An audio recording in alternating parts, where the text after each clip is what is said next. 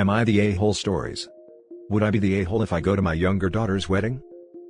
My younger daughter, Haley, 28 female, is marrying my older daughters, Jennifer, 30 female, ex-fiancé, Sam. Jennifer is mad at me because I'm going to Haley's wedding. She says that I'm condoning her bad sister's behavior as always, but that's simply not true. When the wedding was called off, and we found that it was because Sam and Haley were dating, I called Haley immediately and I asked her to rethink the relationship. Not only for her sister's sake, but also because, if he could do it once, he could do it twice, and I didn't want her to get hurt. She reassured me that that wasn't the case, that they were meant for each other, and had known this for a long time, so I left it at that. I spoke to Sam, too. He apologized for any hurt he may caused, but said that it wouldn't be fair to marry Jennifer, when deep in his heart he knew that he was in love with Haley. They've officially been together for a little over a year now, and they truly seem happy and in love. My husband is supporting Jennifer. He's disgusted with the whole situation, and doesn't want anything to do with it. At one point he announced that he wouldn't be giving Sam his blessing, or walking Haley down the aisle. I don't like what this household has become. This is the first Christmas we haven't spent together as a whole family. I don't like the situation any more than my husband or Jennifer do, but they don't understand that ignoring the reality of it doesn't make it go away. When he had said that he wasn't walking Haley down the aisle, she was devastated. I asked my husband if he was willing to risk his relationship with Haley by not walking her down the aisle. Jennifer accused me of trying to twist him to my side. I told Jennifer that it's not about sides, it's about learning how to forgive. I've told her that it's been over a year now since her and Sam broke up, and she's been bitterly jumping from relationship to relationship because she's so focused on Haley and Sam, and that if she never learned to forgive them, she'll never be at peace. She says that I don't understand that Haley purposely stole Sam from her, and that she's been doing this since they were kids and I never noticed. I told her that she should have told me then. She said that I should have been paying closer attention and noticed it. I told her that she had to learn to let go of certain things in the past in order to move forward, and that if Haley did steal Sam as she claimed, then Haley did her a favor. She didn't want to hear that, but it needed to be said. I also offered to put her on a three-way call with Haley, but she declined. Then she gave me an ultimatum. She said if I go to the wedding, it means Haley was my favorite child all along, and that she'll never speak to me again. I told her that I'm going to the wedding, just as I would have gone to hers if she was in that situation. She said okay and hung up. Later, my husband calls me from work telling me she called him crying. Edit. I wanted to answer some questions here. Question: were Sam and Haley having an affair, or did they start to date after the wedding was called off? I'm not really sure. I never asked for details, and I'm not sure I really want to know either. From what I've been told, Sam came to Jennifer and told her that he couldn't marry her because he was in love with Haley. Question: when I spoke to Haley, why didn't I tell her she was wrong? Because if she doesn't feel like she's wrong at the age of 28, then nothing I say will convince her otherwise. We've all known what's it like to be in love with someone that people we care about don't like. And how did that turn out? Despite warnings, we had to see it through to the end and suffer the consequences. Because I loved her, I still warned her, but it's up to her to make the decision for herself now. Question: why am I supporting Sam and Haley's relationship despite the hurt it causes Jennifer? I'm not supporting the relationship, I'm supporting Haley. Not because of what she did, but because of who she is. That's my daughter, and no matter how much I disagree with her or Jennifer's actions, I carry them, both of them, inside me, and my love for both of them is unconditional. I've supported and comforted Jennifer to the best of my ability, and I will be here to do so until the day I die, but that goes for Haley, as well. Now for the top judgment. You're the a-hole. Your daughter breaks up your older daughter's relationship by cheating, and you support her over your betrayed daughter? She is the victim here and you're telling her they did her a favor, and get over it and be nice? How did you ever even become a mom? Sounds like her accusations absolutely have merit, and you likely do favor your youngest. Don't be surprised if you lose her relationship for good. Sounds like you've already lost her respect and love. So glad at least her father is there for her. She became a mom the same way her Haley betrayed her sister, by having intercourse. Pretty simple. She then consistently chose to be a bad mom after having the act, the same way Haley is choosing to be a bad sister by having the ex. You're the a-hole, as are Haley and Sam, but that goes without saying. You are treating this as a relationship issue involving Sam, and it's not. It's about Jennifer being betrayed in the most personal way by her sister. As a mom, you can, and should, love and support Haley as your daughter, but that doesn't mean condoning a relationship. She needs to learn there are consequences to such incredibly cruel behavior, one of which should be she doesn't get her dream wedding with universal acceptance. You're the a-hole. Your youngest child stole your oldest child's fiancé, and a year later, is going to marry him. She knew she was going to break her sister's heart. I'm sorry, but no matter what I felt for someone, There is no way I would betray my sister. Not even a friend, never mind family. Your daughter can be as upset as she wants about her dad not walking her down the aisle. To be honest, she needs to suck it up. Upset? Boo-hoo. It's of her own doing and a fraction of the hurt her sister is feeling. You are choosing your youngest by going to her wedding. Your eldest has done nothing wrong, except for be betrayed by two people who should have had her back. If a man ever did this to my daughter, I wouldn't be having much to do with him at all. Let alone supporting a marriage to my other daughter. I support both my daughters. Sadly this is one of those situations where you don't get to support both. You have to choose, and OP has very clearly chosen her favorite, the one who with this terrible man betrayed her sister, and everyone seems to see it but her. How gross. OP, you're the a-hole. Now for the next story. Am I the a-hole for giving my nephew a $50K loan as a wedding gift? I'm 55 male, retired after getting really lucky with investments. I'm not rich, but me and my wife have more than enough to live comfortably for the rest of our lives. My nephew, 24 male, has been putting himself through an ordeal this year. Trying to hold on to his job while also proposing and planning a wedding to his lovely girlfriend, while also planning to buy a house. After doing the math on his purchase, due to HOA rules, he needed another $35K in cash to close the deal. As soon as I heard about this, I offered to lend him $50,000 interest-free as a wedding gift. I told him he can pay it back whenever he can. I know Reddit has a thing about not lending to family, but he's a good kid and he's good for it. No question. My nephew, his soon-to-be wife, and my brother, have all called me to thank me for the gift. To be honest, I'm happy to help out the new couple, so it's not a big deal.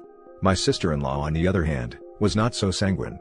She called me this morning to tell me the couple has an online wedding registry, and I told her I already gave the couple my gift. She got very upset with me, and told me that a loan is not a gift since I'll eventually get all the money back. I told her that it is a gift because 1. The loan is interest-free, whereas with a bank, over 30 years they'd probably pay $25,000 in interest. 2. My nephew doesn't need to spend the money, the HOA just insists we have it in cash. Don't ask, he intends to invest it, and should be able to grow it in the coming years. Eventually he can return the principal and keep all the gains. 3. They couldn't buy the house without the money, so part of the gift is the ability to buy their dream house. 4. The couple is happy with their gift. Even still, my sister-in-law took the opportunity to call me miserly and cheap, and insisted I actually spend some money to buy the couple a gift. At first, I thought she was wrong, but then I thought maybe she has a point. In the sake of family peace, I purchased a few things off the registry, but am I the a-hole for initially only giving the loan? Now for the top comments. Not the a-hole. I'd take an interest-free $50K loan over a silverware set as a wedding gift in a heartbeat. Absolutely LOL. If I was OP, I'd call nephew and tell him, okay, so as your mother requested you'll be getting a blender for your wedding and no more $50K loan. And then sit back with popcorn. Edit, once the dust settles and she grovels suitably, go back to your original gift.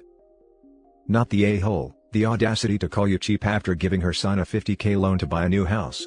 I thought this was going to be a post about them being annoyed you didn't consult them first, but she's just upset because she wants you to buy her kid a second gift? I'm not sure why you'd even think you're the a-hole here, but rest assured you're not. Yeah, I thought this was going to be you are making everyone look bad by spending too much, but miserly? WTF? Not the a-hole. I think you're being incredibly generous. You aren't giving them a physical gift, sure. But you're gifting them a head start on their future. As someone going through an extremely similar situation, juggling house hunting and wedding planning during a pandemic, I would be eternally grateful for the ability to breathe a little easier. Don't worry about you sister-in-law, you nephew and his family seem to understand how important this is. Don't sell yourself short. The next story is titled, Am I the a-hole for telling my brother not to contact me again until he gets his life together? Even though I, 27 female, am 10 years younger than him, 37 male, I have always been my brother's keeper.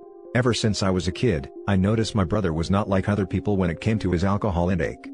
For years, I watched as my brother essentially ruined his life over his addiction, as I and the rest of our family begged and pleaded for him to help. We have offered every bit of help, which is just met with anger, refusal, and being told to mind our own business. From being arrested for public intoxication, being put on a ventilator because of alcohol poisoning, or erratic behavior, my brother has done it all because of his addiction. My brother stated if I really cared for him, I would just be there for him whenever he needed me. As we are close, I promised I would always be there, but he really did need help. Back in October, my brother was diagnosed with liver failure from years of hard drinking. Thinking this would finally be the push he needed to get help, my brother told me that he was never going to stop. That this was the way he wanted to live his life, and no one could tell him otherwise. He lived as a drunk and wanted to die as a drunk. I cried and told him that unless he got help, I would not be helping him out anymore. Being worried about him has taken an emotional toll over the years, and I couldn't do it anymore, and hung up. The day after Christmas, I got a call from the county jail where he was at. Apparently, something happened, that he wouldn't go into detail, but he was in jail and he needed me to come and help him out. He lives around the San Jose area, and I live around the Las Vegas area. I asked him what happened, and he refused to tell me. I asked him if it was regarding his addiction, and he refused to tell me again. I told him unless he told me what was going on, I would not be going out there to help him. I have a chronic lung condition and cannot travel due to everything going on. He told me that he needed me, but was adamant that this didn't change a thing.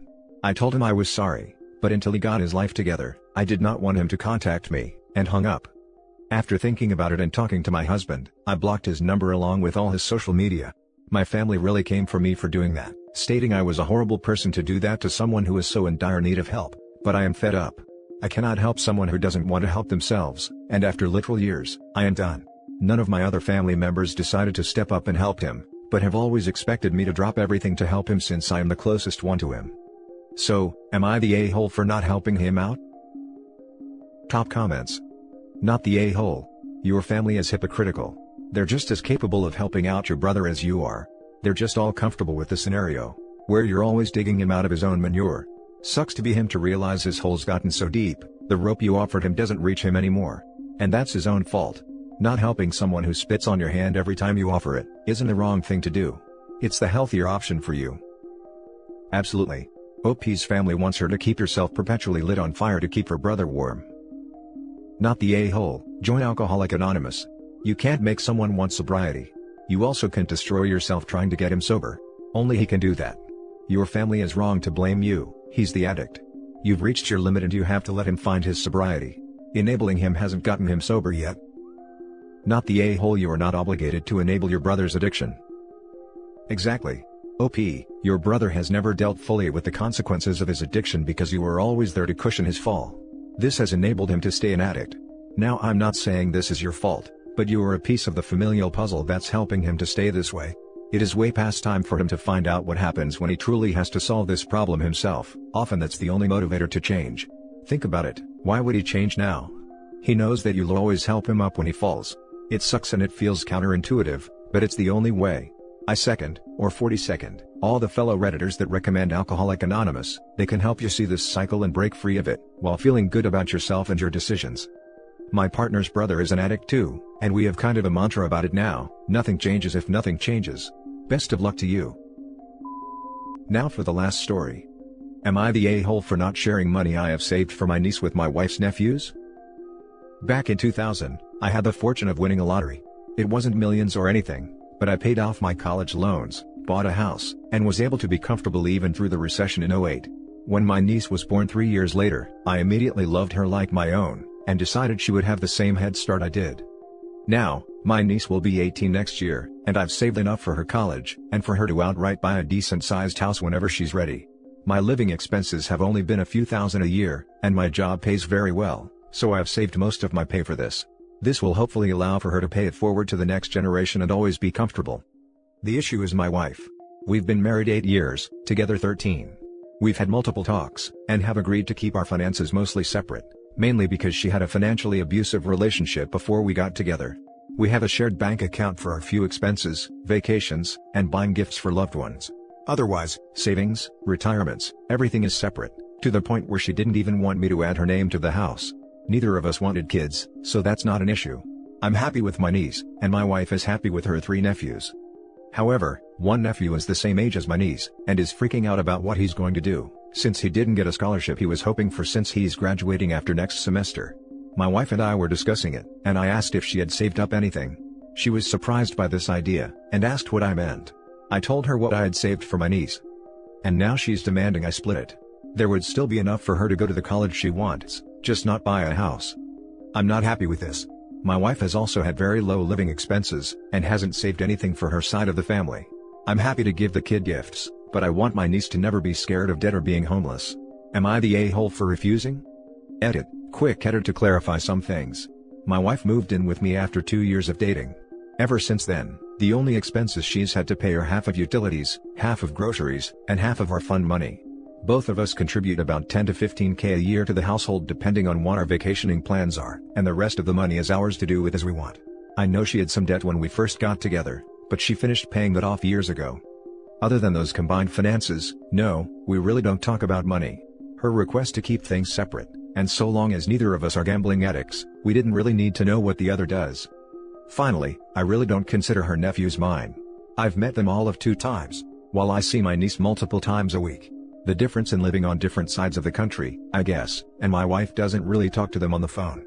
Her and her family text all the time, but since they're not big phone callers and I haven't been added to the group chat, I'm okay with not having a relationship with them. My wife has, before, expressed liking the fact that I'm not close with her family, since her abusive ex was friends with a lot of them, and it was hard to separate her life from him once they broke up. So these people are pretty much strangers, so I don't consider them family, but my wife's family. Now for the top comments. Not the a-hole. Wife, I was financially mistreated in past relationships. Separate accounts / savings and so forth. You, okay. Separate finances. Wife, you have that much saved for niece? Gimme. You, nope. Wife, surprised Pikachu and angry face. Me, LOL. Stand your ground. Hit the nail on the head. Also stated in the comments she wants the money he saved split 4 ways. 1/4 to the niece, 3/4 to her 3 nephews. That's not how this works. Wife is an audacious a-hole.